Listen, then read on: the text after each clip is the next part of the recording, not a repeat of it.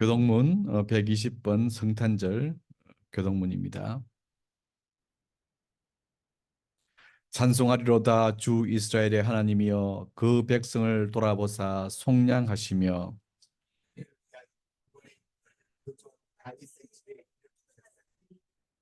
이것은 주께서 예로부터 거룩한 선지자의 입으로 말씀하신 바와 같이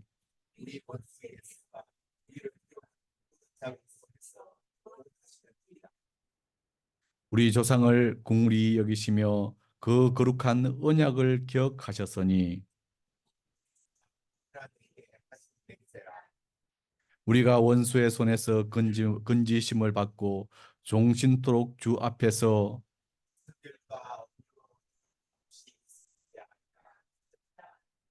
이는 우리 하나님의 국물로 인함이라. 이로써 돋는 해가 위로부터 우리에게 임하여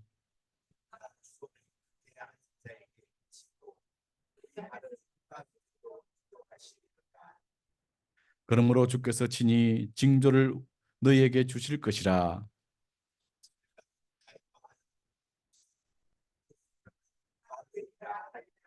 아멘.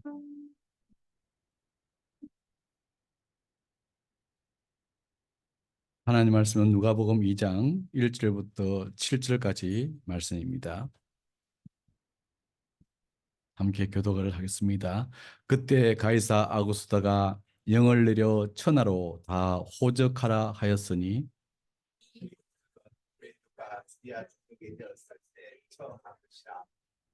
모든 사람이 호적하러 각각 고향으로 돌아가매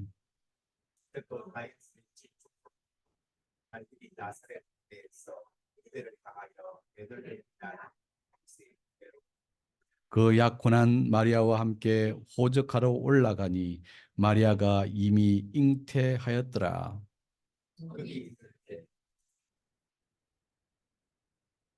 첫 아들을 낳아 강보로 싸서 구유에 넣었으니 이는 여간에 있을 곳이 없음이더라. 아멘.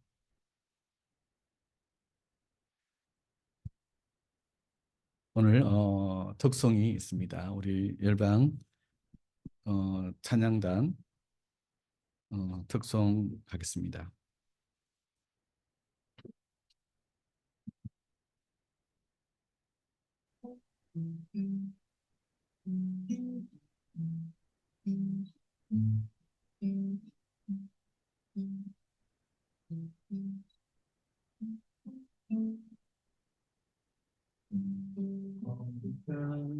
하늘의 그 별이 양떼를 지키던 목자들에게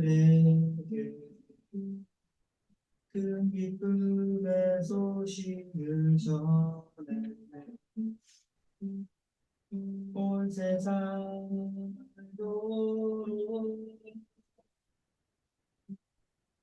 작은 마을 베들레헴에서 아기 예수님 탄생했으니 가장 큰 왕이 나셨도다. 예수는 만왕의 왕이 나셨다. 이 땅을 구원하신 만물을 기뻐하시 우리 왕이 나셨다.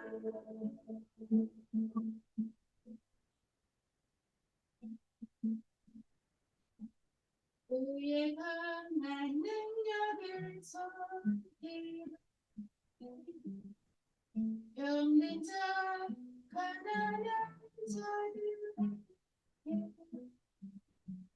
우리 주신 그는 평강이와 왕이 나셨다.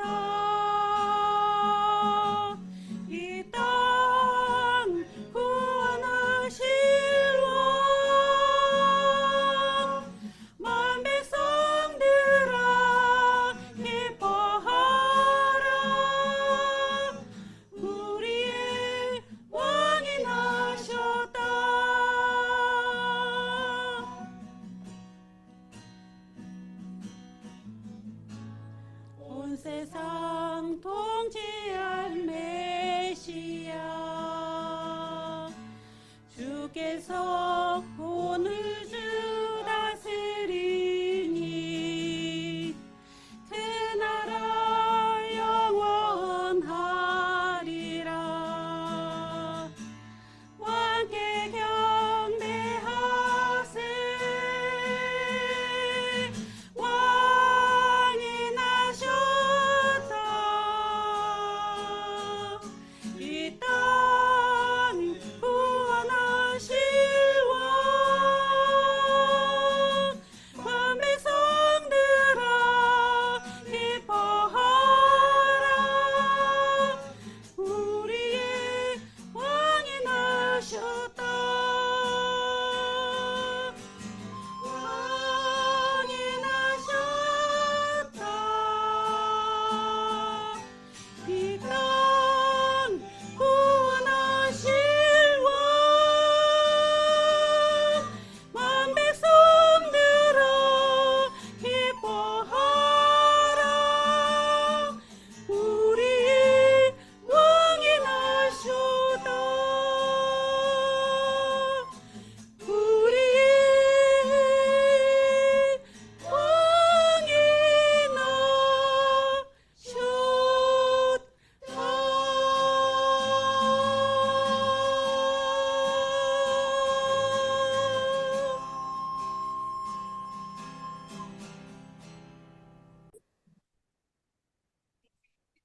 어릴 때 성탄절 예배를 드릴 때 어, 25일 주로 25일 날이 성탄절 예배였죠. 어, 주로 25일 날 성탄절 예배 어린 시절의 기억은 졸았다는 겁니다.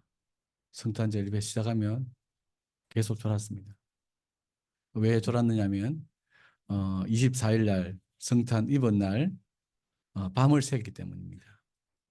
왜 밤을 샜느냐면 그때 어린 시절에는 그 새벽송이 있었습니다.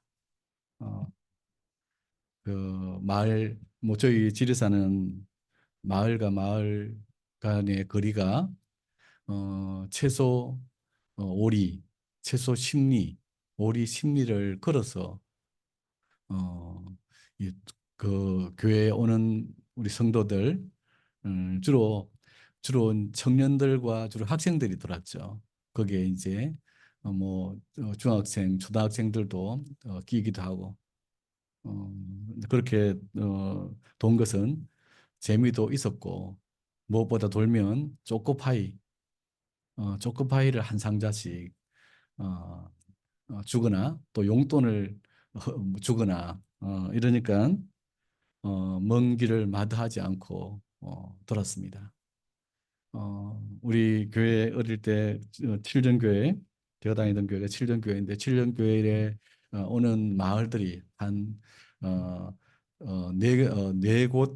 네 마을에서 5마을이 있었습니다. 위쪽, 아래쪽, 또 저희 동네 산 너머. 저희 동네가 제일 멀었습니다. 근데 저희 동네는 매번 돌긴 했는데 교회를 다니는 집이 저희 집 저밖에 없었어요. 그래서 제가 교회를 다니니까 새벽에 저희 집까지 가서 새벽송을 불렀습니다. 부모님들은 싫다는 내색도 안 하고 좋다는 내색도 안 하고 제가 초코바이를 준비해 놨다가 제가 주고 이렇게 했습니다. 아주 즐거운 시간이었습니다. 아주 즐거운 시간이었습니다. 크리스마스가 오면 어, 그 오기 전에 그 우리 젊은 학생들 또 뭐 그곳에는 청년들이 많지 않았으니까 젊은 학생들이 산에 가서 노송나무를 끊어서 그 안에 성탄 추리를 몇 주 전부터 만들고 뭐 덕송이며 다양한 것들을 준비하고 신났습니다. 근데 정작 그렇게 돌고 성탄절 당일날은 자는 겁니다. 안 자려고 해도 잠이 듭니다. 왜냐하면 밤을 새웠으니까.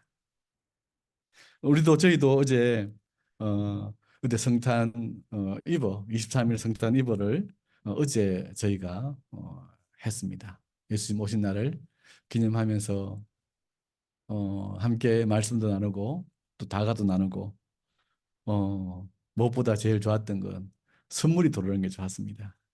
선물 선물 교환 어, 껌을 제가 많이 받았습니다. 껌을 어, 당뇨 때문에 껌을 먹지도 못하는데 아마 껌을 함께 나눌 수 있을 것 같습니다. 그리고 윷놀이가 우리 팀이 있어서 특이하대요. 우리 팀한테는 어째서 한 번도 윷과 모가 안 나오고 왜 개와 제일 잘 나오는 게 걸만 나오고 어, 왜 저쪽에 우리의 적들은 던지자마자 윷, 던지자마자 뭐 어, 특이하게 우리 그 김은국 집사님이 던지면 뭐가 나오대요. 그리고 우리 지하 높게 던지지 않았지만 그래도 이가 가까이서 불러도 쉽지 않아요. 뭐가 나오대요. 그래서 이거는 뭐 안 되는 게임이더라고. 안 되는 게임이라 일단 지고 말았습니다. 즐거운 시간이었습니다. 그래도 10시 어간에 우리가 마무리를 지어서 그나마 집에 가서 예배 준비하고 쉴 수 있었습니다. 먼 곳까지 가시는 분들은 아마 좀 늦었을 겁니다. 그래서 밤을 샌 게 아니라 지금 눈동자는 다 초롱초롱 하시네요. 새벽송을 든 건 아니니까. 오늘 우리에게 이 크리스마스라는 이 절기를 주신 것만으로도 감사드립니다. 우리에게 예수님의 성탄의 은혜를 우리가 기념하고 이 성탄을 마음속으로 생각해 보는 것만으로도 감사드립니다. 성탄으로 인해서 하늘과 땅이 연결됐습니다. 하늘에는 평화, 하늘에는 영광, 땅에는 평화가 이 성탄으로 인해서 우리가 하나님을 찬양하고 온 인류가 성탄절 예배를 드릴 수 있게 되었죠. 하나님과 연결되었습니다. 이제 땅과 땅이 민족과 민족이 어, 성과 성이 어, 어, 인간과 인간이 가족이 서로 연결되는 그런 역사가 일어나면 더 좋겠습니다. 그래서 전쟁도 그치고 소외받는 자들도 돌봄을 받고 어, 이, 어, 뭐 젠더나 이 다양한 것에 의한 갈등들도 그치고 우리나라는 남북이 통일되고 이념을 뛰어넘는 그러한 연결이 일어날 수 있다면 더 바랄 게 없습니다. 하나님께서 예수 그리스도를 보내서 하늘과 연결시키고 또 부모와 자녀와 모든 민족을 연결시키고자 하셨으니 그것이 이루어질 겁니다. 조금씩 조금씩 예수 그리스도 오시는 날까지 이루어질 것을 우리들이 기대하고 바라고 소망하면서 나가면 좋겠습니다. 오늘은 저희들 누가복음 2장 1절부터 7절 7절 말씀을 통해서 예수님의 이 탄생의 의의를 저희들이 한 번 더 살펴보기 원합니다. 먼저 예수님의 탄생의 연도를 한 번 더 우리들이 보겠습니다. 1, 2절을 보면 예수님께서 탄생하신 연도를 말씀해 주고 있죠. 예수님의 탄생한 연도는 역사에 기록된 왕 어, 가이사 아구스토 곧 옥타비아누스가 이 로마의 최고 권력을 가지고 황제로 등극한 그 시기였죠. 가이사란 말은 어, 카이사, 카이사는 지존자라는 뜻입니다. 그가 원로원을 제패하고 그의 정적들을 다 제패하고 마침내 시저의 양아들로서 실권을 장악하자 의용 원로원이 그에게 가이사라는 호칭을 붙여줬죠. 가이사 아우구스토는 이 모든 권력을 경제적 권력, 정치적 권력, 법률적 권력 다 쥐었습니다. 가이사 아우구스토가 로마를 다스리는 이 시기의 주변 역사를 살펴보면 우리 한반도에는 어느 시기일까요? 우리 한반도는 고구려 유리왕이 주몽으로부터 왕권을 이어받아서 고구려를 다스리고 있던 시기입니다. 유리왕 시기죠, 그죠? 왕권 주몽으로부터 유리왕이 왕권을 이어받는 시기입니다. 그래서 어, 그 왕권에서 소외대진, 어, 그 온조를 중심으로 백제가 만들어지고 어, 이 또 거기 한강 이남으로 또 새로운 왕조가 만들어지는 시기였죠. 신라는 헛거세가 나라를 세우고 그 아들 남의 차차웅이 왕권을 세습하게 되던 시기입니다. 중국은 한 나라가 흉노와 오랜 전쟁 끝에 정치 권력이 이 힘을 잃고 정치 권력이 부패하고 외척인 왕망이 팽정제를 살해한 후에 신나라로 잠시 전환했던 시기였습니다. 그리고 신나라가 망하고 후한으로 명맥을 유지하던 그 시기, 그리고 맹위를 떨치던 흉노, 맹위를 떨치던 북방의 유목민들인 흉노는 분열로 인해서 힘을 잃어가던 시기입니다. 앞에서 말했던 것처럼 로마는 시저가 죽고 옥타비아누스가 안토니오와의 권력 투쟁에서 승리하여서 황제로 등극하죠. 그래서 군사적, 정치적, 경제적 안정을 실권을 쥐고 경제적 안정을 만들어내서 마침내 팍스 로마나 로마의 안정, 로마의 평화를 만들어낸 시기였죠. 이러한 역사적 환경 속에서 예수 그리스도는 유대 땅 베들레헴에서 조용히 탄생하셨습니다. 예수 그리스도의 베들레헴 탄생은 이미 구약 선지자들이 예언한 예언의 성취였습니다. 예수님 탄생 이전, 예수님 탄생 700년 전 미가 선지자가 미가서에서 이미 예언을 했습니다. 베들레헴 에브라다야, 너는 유다 고을 중에 작을지라도 이스라엘을 다스릴 자가 내게로 나올 것이라. 그의 근본은 상고의 영원에 있느니라.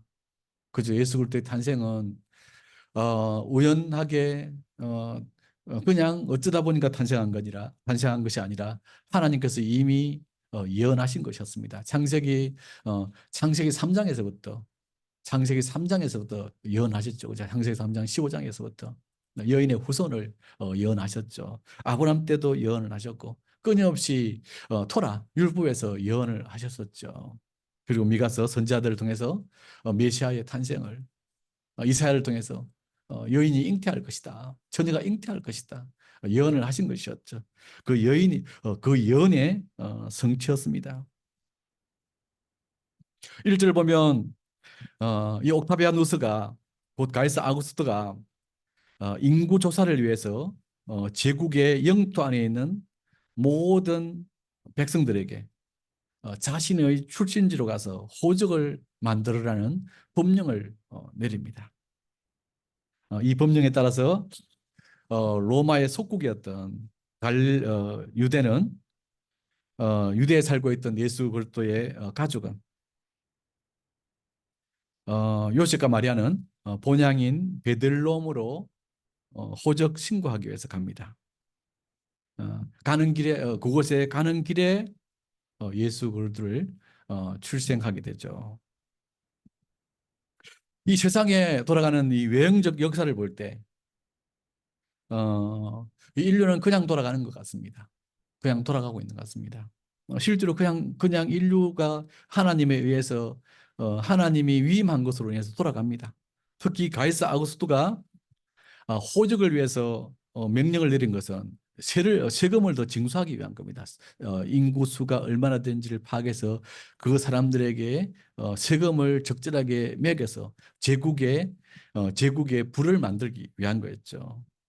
그런 목적에 의해서 명령을 호적하라는 명령을 내렸습니다. 이 명령에 의해서 제국의 모든 백성들이 움직인 것 같이 보입니다. 그러나 여기에는 영적인 세계가 하나님의 영적 세계가 이면에 움직이고 있었습니다. 하나님께서 인류 역사 가운데 구속 역사를 이루기 위해 역사에 개입하고 주도하고 있었습니다.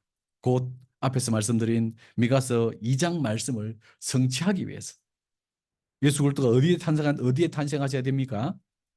베들레헴 에브라다 베들레헴에서 탄생하셔야 됩니다. 이것을 이루기 위해서 예수 그리스도를 가이사 아구스토가 명령을 내리게 된 거죠. 가이사 아구스토는 자기의 욕심에 의해서 인류 역사를 움직인 것처럼 보이지만, 그런데 그 이면에 하나님께서 인류 역사 가운데 개입하고 있었습니다. 인류 역사를 주도하시기 위해서, 하나님의 구속의 경륜을 이루기 위해서, 하나님께서 약속하신 예수 그리스도의 탄생의 예언을 성취하시기 위해서 가이사 아구스토의 명령이 이루어진 것입니다. 그렇습니다. 우리가 보기에는 역사는 정치인과 국민들의 이해와 욕구의 갈등에 의해서 흘러가는 것으로 보입니다.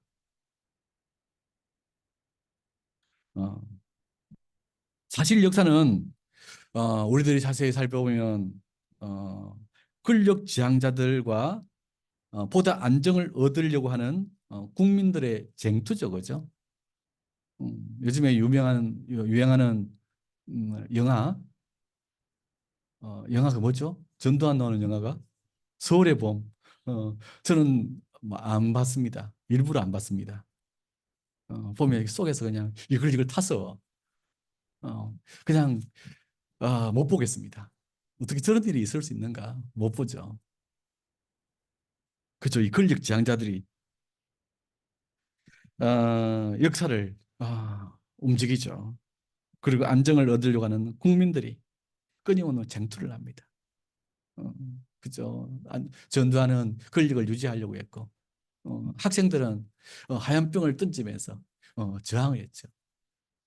음. 역사는 이렇게 기록되고 실제로 흘러왔습니다. 이렇게 역사가 이루어져 가도록 하나님께서 인류에게 역사권을 위임해 놓으셨습니다. 그래서 역사는 인류의 쟁투라고 할 수 있습니다. 권력 지향자들과 안정을 얻으려고 하는 국민들의 쟁투, 권력 지향자들과 권력을 지향하는 자들과 또 안정을 하려고 하는 국민들의 쟁투가 끊임없이 일어납니다. 이것이 역사의 기록이죠, 그죠?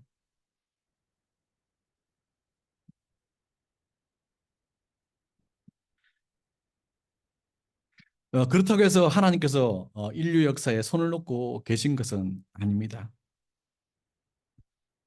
가만히 지켜보시고 가만히 관여하셨습니다.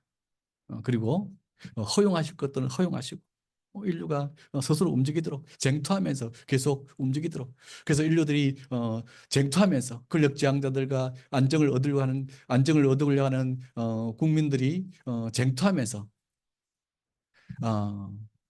이 권력이 권력 지향자들로부터 국민들에게로 많이 이관됐죠. 그래서 투표할 수 있는. 그래도 아직 멀었습니다. 그죠? 아직도 여전히 불의를 향하는 권력 지향자들이 국민들을 국민들 위해 군림하려고 하는 자들이 아직도 있죠. 끊임없이 쟁투를 합니다. 평화로 평등으로 나가려고 하고 있죠. 과거에 비하면 많이 발전했습니다. 하나님께서 허용해 놓으시면서 이것들이 마치 정반합에 의해서 이루어지는 것처럼 계속해서 균형을 이뤄서 나가고 있습니다. 그런데 하나님께서 극적인 때, 특히 하나님의 백성들을 돌보셔야 될 때에 역사에 개입하시고 그 백성들을 특별하게 돌봐오셨습니다. 그것을 잘 보여주는 것이 사사기죠, 그죠? 사사기를 보면 이스라엘 백성들이 역사를 움직이도록 허용해 놓습니다, 그죠? 인류 역사는 그렇게 움직입니다. 이스라엘 백성들이 있고 이스라엘 백성들을 에워싸고 있는 다른 권력들이 있고 이스라엘 백성들을 지배하려고 하는 권력들이 있고 이스라엘 백성들은 자유로운 왕 없이 자유롭게 살고자 하는 그런 욕구 지향이 있고 충돌하죠. 싸웁니다. 근데 이스라엘 백성들이 하나님을 떠날 때 이 권력 지향자들이 이스라엘 백성들을 지배하죠. 그러면 다시 이스라엘 백성들이 하나님께로 마음을 돌이킬 때 하나님께서 개입하셔서 또 안정시켜 주시죠. 그렇죠? 이것이 주기를 이룹니다. 사사기를 자세히 보면 인류 역사가 어떻게 움직인다. 인류 역사가 이렇게 움직이는구나. 겉으로 볼 때 인간이 인류 역사를 움직이는 것처럼 보이는데 이면에 하나님이 손대고 있구나. 극적인 때 하나님이 개입하셔서 인류 역사를 틀고 있구나. 그렇습니다. 하나님은 하나님의 백성들을 위해서 역사 속에 개입하십니다. 또 하나님께서 구속 역사를 이루기 위해서 인류 역사에 개입하고 계십니다. 낮의 해와 밤의 달이 상치 않도록 그 백성들을 지키십니다. 쟁투 속에 하나님이 그 백성들을 지켜주십니다. 바인의 역사 속에서도 하나님께서 셋의 역사를 만드시고 그 백성들을 보호해 주셨었죠. 니무롯이랑 리더 니무롯 곧 왕이 주축이 된 바벨론 역사 속에 인본주의 역사 속에서도 하나님께서 아브라함을 찾아오셔서 하나님을 경외하는 백성들을 만들어서 하나님의 경외하는 백성들이 그 아브라함 품속에서 쉴 수 있도록 하셨죠. 애굽 속에서도 하나님께서는 이스라엘 백성들에게 개입하셔서 그들을 출애굽시키셨죠. 하나님은 인류 역사 속에 하나님 백성들을 지켜보고 있고 그 백성들을 돌보고 있고 또 알맞은 때에 개입하십니다. 로마서 11장 36절 만물이 그에게서 나오고 그로 말미암고 그에게로 돌아가느니라. 38절 39절 내가 확신하노니 사망이나 생명이나 천사들이나 근세자들이나 현재일이나 장래일이나 능력이나 높음이나 깊음이나 다른 어떤 피조물이라도 우리를 우리 주 그리스도 예수 안에 있는 하나님의 사랑에서 끊을 수 없느니라. 하나님은 인류 역사를 인류에게 맡겨 놓으셨지만 인류 역사의 구속사를 주도하고 계시고 특히 그 백성들을 지키시고 보호하고 계십니다. 이것을 믿으시기 바랍니다. 그래서 하나님께서는 가이사 아우구스토가 로마를 통치하던 시기에 예수 그리스도를 보내셨습니다. 곧 인류 역사에 개입을 하신 거죠. 그러면 하나님께서 가이스타 아우구스토가 옥타비아누스가 황제로 등극해서 팍스 로마나를 만드셨는데 왜 이 시기에 예수 그리스도를 보내셔야만 했을까요? 로마는 경제적으로도 안정됐잖아요. 정치적으로 안정됐어요. 끊임없이 그 로마를 에워싼 주변국들이 전쟁과 전쟁으로 죽어가 어, 그 국민과 민족들이 죽어가는 시기였죠. 그런데 어, 로마가 어, 식민지화 시키면서 어, 통치 영역을 확고히 하면서 군대를 주둔시켜서 안정을 얻었어요. 그래서 팍스 로마라고 합니다. 정치적으로, 경제적으로. 또 로마의 범죄는 아주 뛰어나잖아요. 또 로마의 건축설은 지금도 여전히 위대한 것으로 칭송받잖아요. 로마가 만든 콘크리트 아직 따라할 수 없을 정도로 로마의 다리 만드는 기술, 돌로 주택 만드는 기술은 아직도 어, 그, 어, 그 기술을 흉내낼 수 없을 정도로 위대하잖아요. 그런데 이 시기에 하나님께서 예수 그리스도를 보내셨습니다.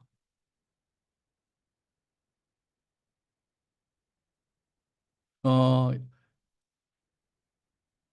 사실 로마가 만든 팍스 로마나는 누구를 위한 것입니까?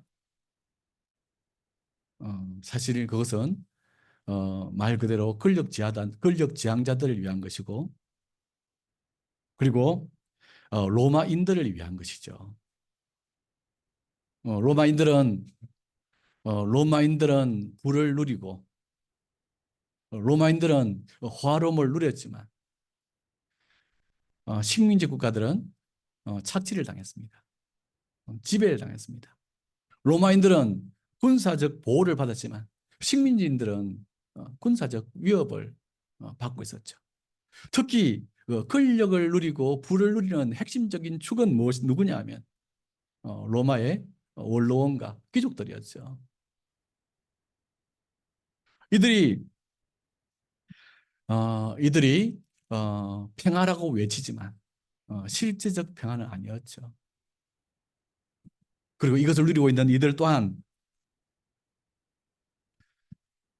이 권력을 누리고 있는 이들 또한 진정한 평화는 아니었죠. 그죠? 부가 이들에게 진정한 평화를 준 것도 아니고 권력이 진정한 평화를 준 것도 아니죠. 로마가 평화를 얻는다고 하고 있었지만 실제로는 평화가 아니라 썩어가고 있는 것이었죠. 로마는 부패하고 있었고 권력 투쟁으로 끊임없는 피부리 나는 싸움이 지속되고 있었고 먹을 것은 잘 먹고 입을 것은 잘 입지만 그 내면은 불안과 공허와 죽음의 공포에 시달려야 했죠. 로마 황제들을 다루는 황실을 다루는 영화들을 보면 끊임없는 암살이 이루어지죠, 그렇죠? 끊임없는 암살이 이루어지고 그리고 암살에 두려움을 떠는 황제들, 황후들, 그들이 진정한 평화를 가지고 있는 건 아니었죠. 10절은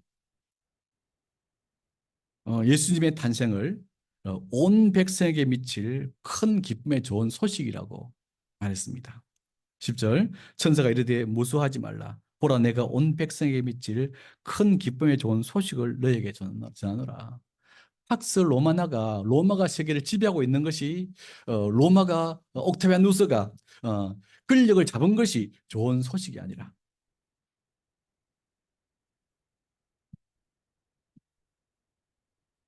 이것이 온 백성에게 미칠 큰 기쁨의 좋은 소식이 아니라 예수 그리스도의 탄생이 온 백성에게 미칠 큰 기쁨의 좋은 소식이라는 것입니다. 어째서 예수 그리스도의 탄생은 온 백성에게 미칠 큰 기쁨의 좋은 소식이 됩니까? 이것은 첫 번째는 하나님께서 인류를 결코 포기하지 않았다는 사인이기 때문이죠, 그죠? 인류를 결코 포기하지 않았다. 하나님께서 인류와 연결하고자 하시는 하나님 마음을 표현하신 거죠. 인류를 포기하지 않았다. 나와 연결하자. 하나님은 앞에서도 말씀드린 것처럼 결코 인류를 포기하지 않고 계시죠. 개입하시죠. 예수 그리스도를 보내셔서 하나님과 연결시키고자 하셨습니다. 왜냐하면 연결돼야만이 진정한 평화가 이루어지니까.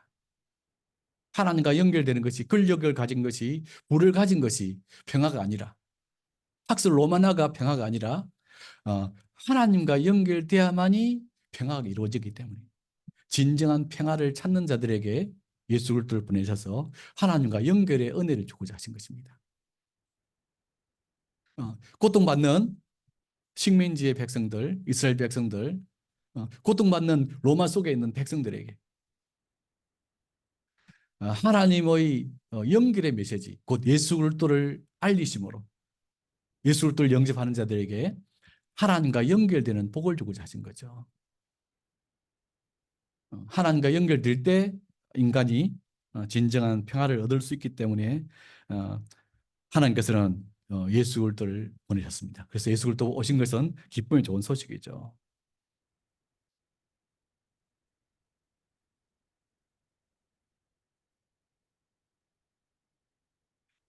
그리고 두 번째로 하나님께서 예수 그리스도를 보내신 것이 큰 기쁨의 좋은 소식인 것은 인류가 서로 연결되고 회복되는 은혜가 예수 그리스도로 말미암아 이루어질 것이기 때문이죠. 누가복음 3장 5절 6절은 이렇게 말하고 있습니다. 모든 골짜기가 메워지고 모든 산과 작은 산이 낮아지고 굽은 것이 곧 곧아지고 험한 길이 평탄해질 것이요 모든 육체가 하나님의 구원하심을 보리라. 예수 그리스도가 오셔서 하실 일에 대한 말씀이죠. 모든 골짜기가 메워지고 모든 산과 작은 산이 낮아지고 굽은 것이 곧아지고 험한 길이 평탄해질 것이요. 이것은 사람들의 마음을 이야기하고 있죠. 낮아진 골짜기, 너무 높아진 마음, 또 꼬일 대로 꼬인 인간의 마음. 이것들을 예수 그리스도께서 오셔서 어떻게 하실 것이냐면 너무 자존감이 낮아진 사람들의 자존감을 올릴 것이고 또 너무 교만한 자들의 교만을 낮출 것이고 그리고 너무 꼬여서 갈 길을 알지 못하는 자들의 길을 알게 하실 것이다. 예수 그리스도께서 오셔서 팍스 로마나 속에서 인간은 실제로는 고통을 겪고 있어요. 정치는 발전 안 같은데 경제는 발전 안 같고 군사적으로 법적으로 안정돼 같은데 실제로 백성들은 혼돈해하고 있어. 두려워하고 있어. 언제 죽을 줄 모르는. 그리고 공허해하고 있어. 교만으로 힘들어하고 있고 또 낮은 자존감으로도 힘들어하고 있어. 그리고 갈 길을 모르니까 굽어져 꼬여 있어. 가는 길이 너무 험해요. 하나님께서 예수 그리스도를 통해서 높아진 마음을 낮추고 낮아진 마음을 올리고 그리고 갈 길을 알지 못하고 꼬여 있는 길을 평탄하게 해주신 겁니다.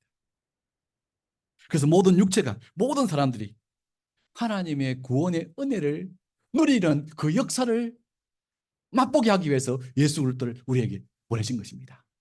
그래서 예수 그리스도가 오시면 낮아진 자존감이 올라가잖아, 그렇죠? 낮아진 자존감이 올라가요. 교만해서 어쩔 줄 모르는 그런 거만함이 낮아지잖아요. 죄인된 자기를 봐요. 그리고 갈 길을 알지 못하고 내가 어떻게 살아야 될지 내 장래를 알지 못하는 그것이 내가 어떻게 살아야 되는지 내가 이 땅에 왜 왔는지 무엇을 위해 살아야 되는지 그 길이 보여요. 기도하면 주의 말씀이 내 발에 등이 되고 내 길이 빛이 돼서 내 갈 길을 알게 하세요. 그죠? 예수 그리스도가 오셔서 하는 일이죠. 그죠? 예수 그리스도가 오셔서 하는 일이죠.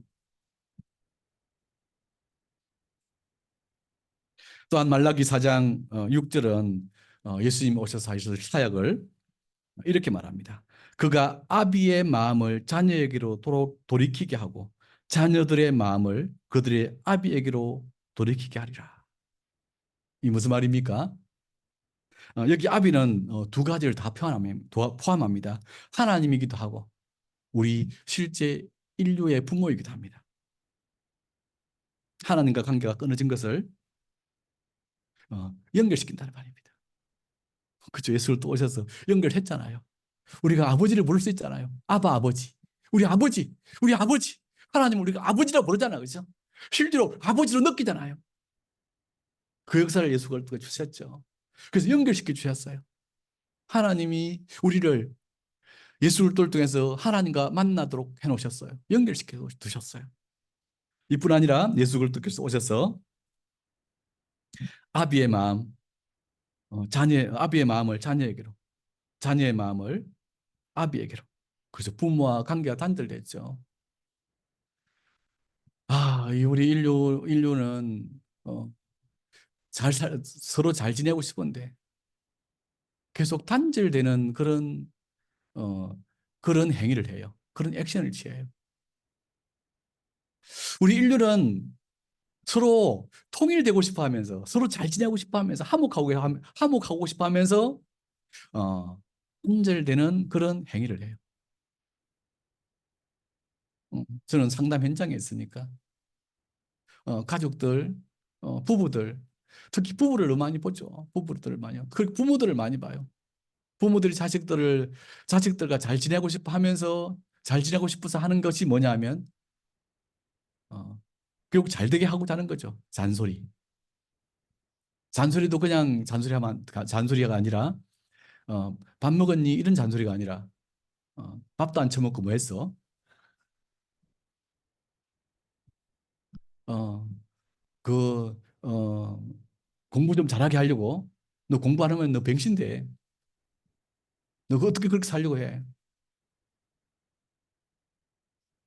어, 사람을 비난하는 용어를 쓰죠. 그러니까 자녀가 부모 마음을 떠나버려요. 그걸 계속 당하다 보면 없는 게 나아. 이 부모는 없는 게 나아. 그래서 심하면 집을 나가버리려고 그러죠. 초등학생이 집을 나간다니까. 아니 초등학생이 오죽하면 집을 나갈까? 없는 이게 부모하고 안 살기 낫겠다는 거예요. 중학생들 집 나가는 것은 예사예요. 그리고 집을 안 나가더라도 아이들이 꿈꾸는 것이 뭐냐면 빨리 독립하는 거. 잠깐만 빨리 떨쳐나가 버려야지. 그래서 부모와 함께 안에 있어야지. 참, 부모와 자녀가 단절돼요. 어떤 부모는 자녀한테 마음이 다쳤어요. 자기가 요구하는 대로 안 듣는다고, 자기가 원하는 대로 안 한다고 마음을 닫았어요. 그래서 그림자 취급을 해. 그 자녀는 엄마이고 싶은데, 내 엄마이기 원하는데, 내 아빠이기 원하는데. 예수님은 이 인류 가운데 이 팍스 로마나 이건 그들 너희 하라는 거예요. 예수님이 오셔서 할 일은 뭐냐면 연결시켜줘야 돼. 그것으로 인류가 사는 게 아니니까. 팍스 로마나로 사는 게 아니니까. 인류의 행복은 인류가 사는 것은 연결돼야 되죠. 아비와 자녀가 연결돼야 되고 자녀와 아비가 연결돼야 되고 그리고 이웃과 이웃이 연결돼야 되고 민족과 민족이 연결돼야 되고 국가와 국가가 서로 연결돼서 한목으로 나가야 되니까 이것을 주기 위해 오셨죠. 그래서 우리 주님 우리에게 오신 예수 그리스도를 우리가 잘 모시면 그를 섬기고 그 안에 붙잡힌 바 되면 화목이 이루어져 그죠? 화해가 이루어져요. 화해가 이루어져요. 자녀와 화해가 이루어지고 부모 화해가 이루어지고 이웃과 화해가 이루어지고 이 인류가 화해로 나갈 것입니다. 그래서 이 인류를 변화시킬 유일한 답은 경제적인 것도 군사적인 것도 중요하지만 그보다 근본적으로 더 중요한 것은 예수 그리스도죠. 남북이 연결되는 것은 이데올로기가 합쳐지는 것은 가능하지 않습니다. 그죠? 군사적 우위로 정복하는 것도 쉽지 않죠. 예수 그리스도를 통해서 하나가 되는 거죠. 그죠? 예수 그리스도 안에서 예수 그리스도를 붙잡고 예수 그리스도의 가르침에 의해서 자녀와 부모와 가족이 또 이웃이 하나가 될 수 있어요. 제가 항상 감사하는 것은 내가 예수 그리스도를 모시지 않았으면 우리 자녀하고 이렇게 연결된 삶을 살까? 이렇게 끊임없는 소통을 하며 살까? 아니죠. 아니죠. 대화하고 싶지 않던 우리 아버지 모습이겠죠. 대화하고 싶지 않던 우리 아버지 모습이겠죠. 그러나 그나마 예수 그리스도가 제 속에 들어와서 어떻게 대화해야 되는지, 어떻게 연결해야 되는지 알게 하셨죠. 예수님은 우리에게 연결의 은혜를 주십니다. 아비의 마음을 자녀에게 돌이키게 하고 자녀의 마음을 아비에게로 돌이키게 하는 역사를 우리에게 주십니다. 화목케 하는 은혜를 주십니다. 이걸 위해서 인류에게 오셨어요. 이걸 위해서 박스 로마나 시대에 오셨어요.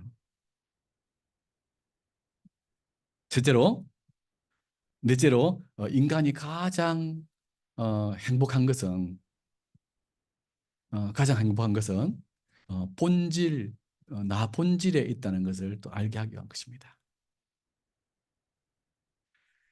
12절에 보면 천사들이 목자들에게 예수 그리스도의 표적을 말씀하셨는데 그 표적이 뭐냐면 너희가 가서 강보에 쌓여 구유에 놓여 있는 아기를 보리니 이것이 너희에게 표적이니라.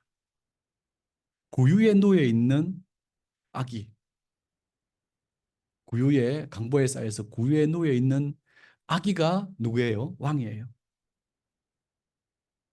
구유에 놓여 있는 강보에 쌓여서 구유에 놓여 있는 이것이 이 존재가 누구냐면 메시아야.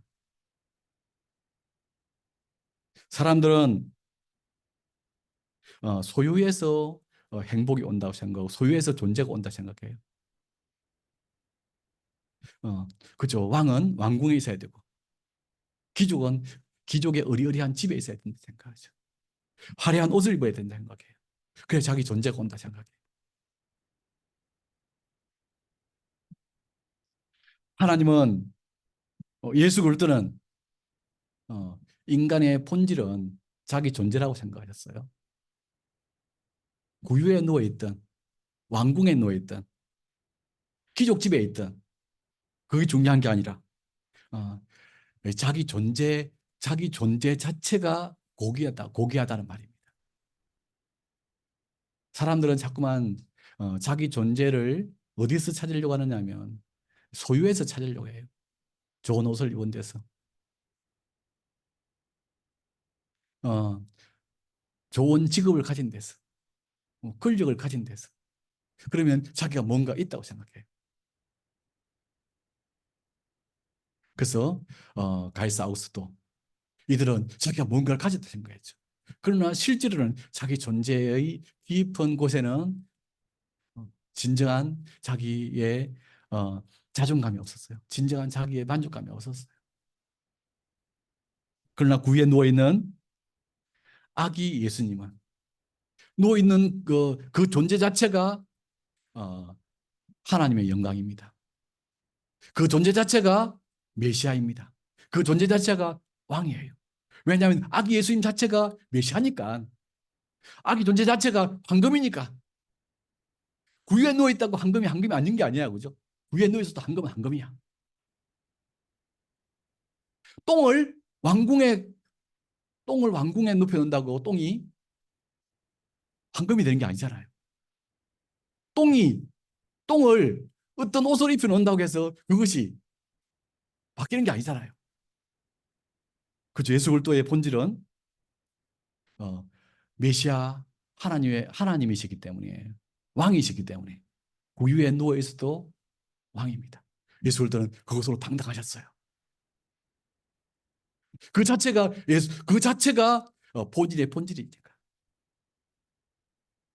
인간의 존재감은 소유에 있지 않고 자기 본질에 있다는 것을 예수님은 구유에 누이심으로 보여주셨습니다. 구유에 누워서 그것을 표적으로 보여주셨습니다. 이것이 행복이다. 이것이 본질이다. 어디에 있든지, 어떤 환경에 있든지, 개의치 않고 내가 어떤 소유를 가졌든지, 어떤 직업을 가졌든지, 그것이 문제가 아니고 내 본질이 중요한 것이다. 그래서 예수 그리스도는 그 누구의 말도 누구의 평가도 흔들지 않았어요. 왜냐하면 자기 자신이 하나님 아들이니까. 자신이 메시아니까. 우리는 무엇으로 내 존재에 대한 확신을 합니까? 무엇으로 내 존재의 충만감을 느낍니까? 좋은 옷을 입고 충만감을 느낍니까? 무엇으로 우리는 내 본질의 충만감을 느낍니까? 좋은 옷을 입으니까 어떤가요? 아, 제가 저 비싼 안경을 쓰고 다니면 기분 좋아요. 좀 뭔가 그래서 계속 제가 우리 딸한테 물어요. 좀 뭔가 있어 보여?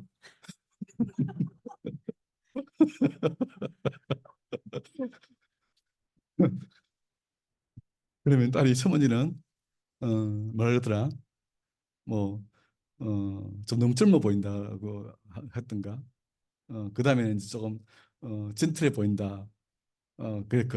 그렇게 해줬어요. 그러면 기분 좋더라. 제가 이 옷도 자주 입고 다니는 이유가 학교에 입고 가니까 학생들이 아주 중하고 좋대요. 중하고 좋대요. 학교에 가서 학생들이 교수님 하면 기분 좋아요. 기분 좋더라고.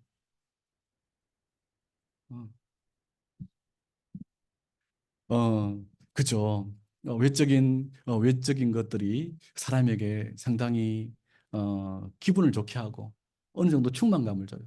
그러나 그것이 내 본질을 규정짓는 건 아니죠.